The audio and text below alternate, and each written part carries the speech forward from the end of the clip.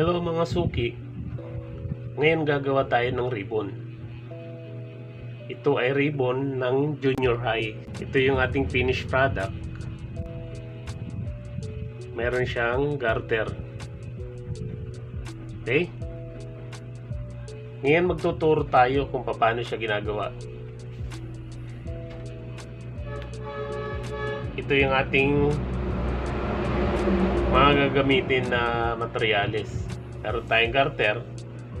Ang sukat ng ating garter ay 18 inches. Kasi ang sukat ng may-ari ay 16 ang kanyang neckline. Tapos nag-add tayo ng 2 inches para sa allowance. Meron naman tayong maliit na tela na gagamitin nating tali sa ating ribbon. Ito naman, ang sukat nito ay 4 by 10. Tapos itong tilang isa, ang sukat naman nito ay 6 by 10. Okay? Ngayon ituturo ko sa inyo mga suki kung paano siya ginagawa. Kaya para sa mga gustong matuto at baguhang pananahi, tara samahan niyo ako para makakuha tayo ng konting ideya dito. Okay? So ang una natin gagawin, pagdudugtungin muna natin yung garter.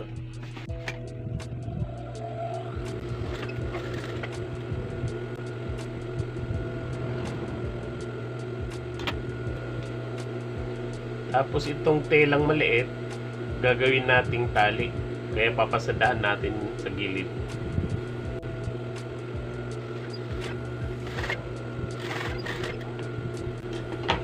Pagkatapos natin mapasadahan, pabaliktarin natin.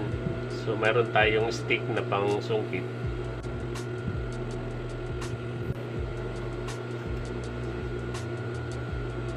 So okay na, nabaliktad na natin. Ito naman, papasadahan natin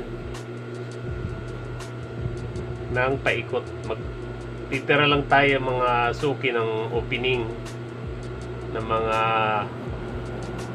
3/4 ang lapad.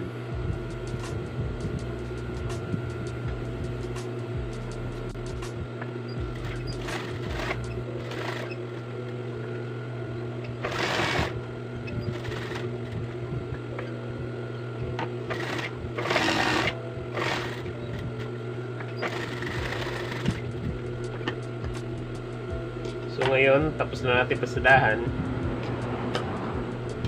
Pasadahan naman natin yung isa.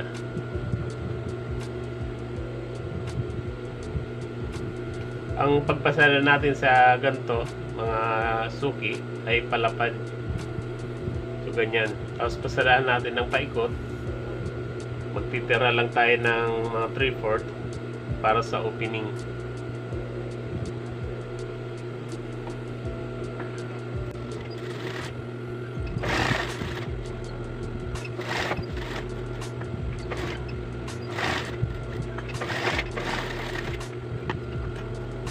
Ngayon mga suki, pwede natin baliktarin. Gagamit lang tayo ng stick pang baliktad.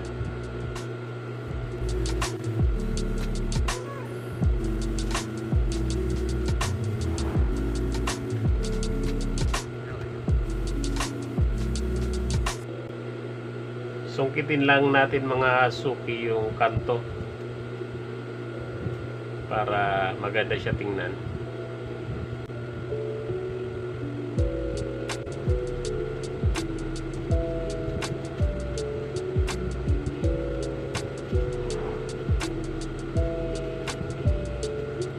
Mga suki, dahil tapos na natin baliktarin, papasadahan natin yung opening, yung butas, para wala siyang butas.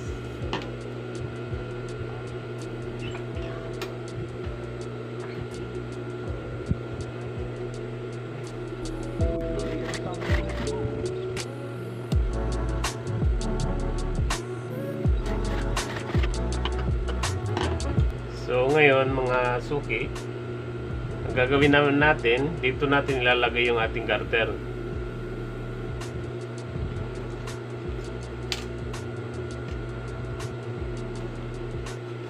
lagay lang natin yung sa gitna yung garter, tapos ipitin natin para hindi gumalaw yung ating garter. Papasadahan natin yung gitna.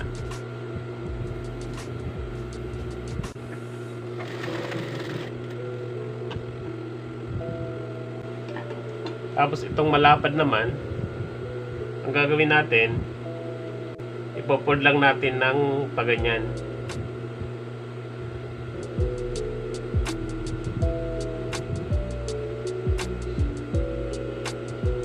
Tapos pag nagaganyan na mga suki, gagamitan natin ng tali. Tatalian natin.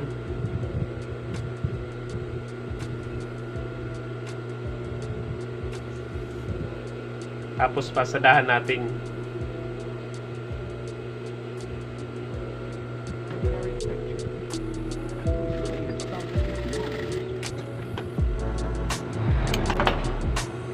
So ganito na ang kalalabasan mga suki ng ating ribbon. Ngayon dahil meron na siyang tali, pwede natin ikabit dito. Pagkatapos pasadahan natin.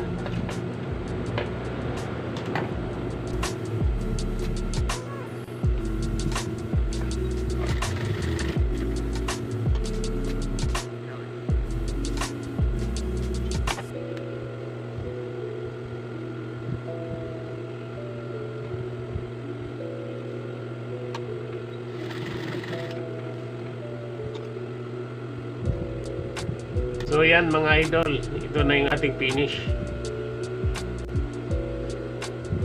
Ganyan siya. Okay, so hanggang dito lang muna yung ating video. Sana ay nakapagbahagi tayo ng kunting ideya sa ating mga viewers at subscriber. Hanggang sa muli, maraming salamat sa inyong panonood. God bless po sa ating lahat.